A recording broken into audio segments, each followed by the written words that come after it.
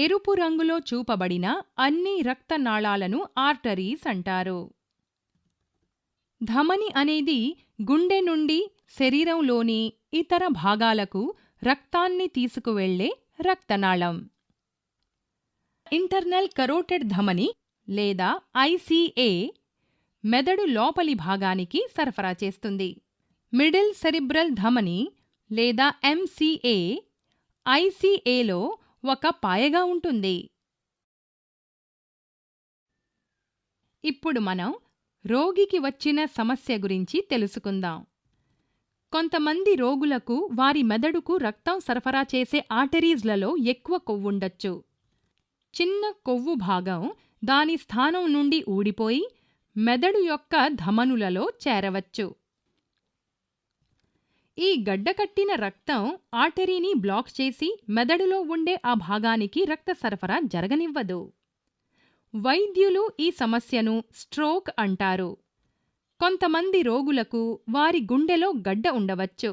అది మెదడు యొక్క ధమనులకు రక్త ప్రవాహంతో పాటు ప్రయాణించవచ్చు. ఇది కూడా ధమనిని అడ్డుకొని పక్షవాతానికి కారణమవచ్చు. ఏ ధమని బ్లాక్ అయింది అనే దానిపై ఆధారపడి రోగికి వివిధ సమస్యలు ఉంటాయి.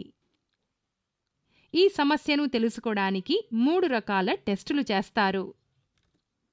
రక్తం గడ్డ ధమనిలో బ్లాక్ అయ్యిందా అని చూడటానికి సిటీ స్కాన్ చేస్తాము. దీంట్లో మెదడుకు కూడా ఏ నష్టం జరిగిందో తెలుసుకోవచ్చు. గడ్డ స్థానాన్ని చూడటం కోసం సిటీ యాంజియోగ్రామ్ టెస్ట్ చెయ్యాల్సి ఉంటుంది. ప్రభావిత ప్రాంతాన్ని బాగా గుర్తించడానికి ఎంఆర్ఐ స్కాన్ చెయ్యవచ్చు. దీని ద్వారా ఇప్పటి వరకు మెదడుకు ఎంత నష్టం జరిగింది అనేది తెలుసుకోవచ్చు. ఒకవేళ స్ట్రోక్ అయితే మెదడుకు మరింత నష్టం జరగకుండా రోగికి అత్యవసరంగా చికిత్స చెయ్యాలి. ఈ సమయంలో రక్తగడ్డను తొలగించి బ్లాక్ అయిన రక్తనాళాన్ని తిరిగి తెరవటం ద్వారా మెదడుకి మరియు రోగికి జరగబోయే నష్టాన్ని తగ్గించవచ్చు. గడ్డను తొలగించకపోతే ధమని పూర్తిగా బ్లాక్ అవుతుంది మరియు ఈ ధమని ద్వారా రక్త సరఫరా జరిగే మెదడు భాగం పనిచేయడం ఆగిపోతుంది. ఫలితంగా రోగి మెదడులోని ముఖ్యమైన భాగాలకు తీవ్ర నష్టం జరగవచ్చు మరియు వారి ప్రాణానికి ప్రమాదం ఉండవచ్చు. ఇప్పుడు మనం అందుబాటులో ఉన్న చికిత్స సదుపాయాల గురించి వివరించుకుందాం. నిమ్హాన్స్లో మేము థ్రాంబెక్టమీ అనే చికిత్స ద్వారా ధమనిలో ఉన్న బ్లాక్ని క్లియర్ చేస్తాము. ఈ పద్ధతి స్ట్రోక్ని ట్రీట్ చేసి మెదడుకి రక్త ప్రసరణ మళ్లీ అయ్యేలా చేస్తుంది. గడ్డను తీసివేయడానికి బ్లాక్ అయిన ధమనికి యాంజియోగ్రామ్ టెస్ట్ చేయడం జరుగుతుంది. అప్పుడు రక్తపు గడ్డ ఉన్న చోటు వరకు క్యాథెటర్ ట్యూబ్ పెట్టి సక్షన్ ద్వారా తీసేస్తాము.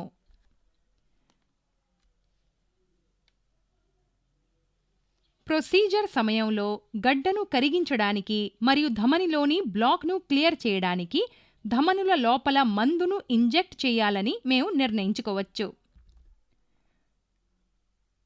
కొంతమంది రోగులకు పీల్చే ప్రక్రియ ద్వారా గడ్డను తొలగించడం సాధ్యపడదు. అలాంటప్పుడు మేము స్టెంట్ ఉపయోగించి దాన్ని తొలగించడానికి ప్రయత్నించవచ్చు. స్టెంట్ అనేది ఒక పైపు వంటిది. దీన్ని రక్తనాళంలో వేసినప్పుడు రక్తనాళంని తెరిచి ఉంచేందుకు సహకరిస్తుంది. ధమనిని తెరిచి ఉంచేందుకు స్టెంట్ను అక్కడే వదిలేసి రావాల్సిన అవసరం రావచ్చు.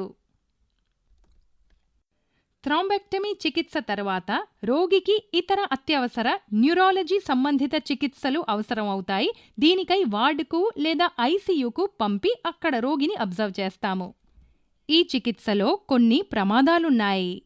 ఆ గడ్డను తీస్తున్నప్పుడు అది చిన్న చిన్న ముక్కలుగా విరిగి చిన్న ఆర్టరీస్లోకి వెళ్లి బ్లాక్ చెయ్యొచ్చు. ఇది మెదడు మరియు శరీరానికి కొన్ని కొత్త సమస్యలను కలిగించవచ్చు, కానీ దీన్ని అంచనా వేయలేము.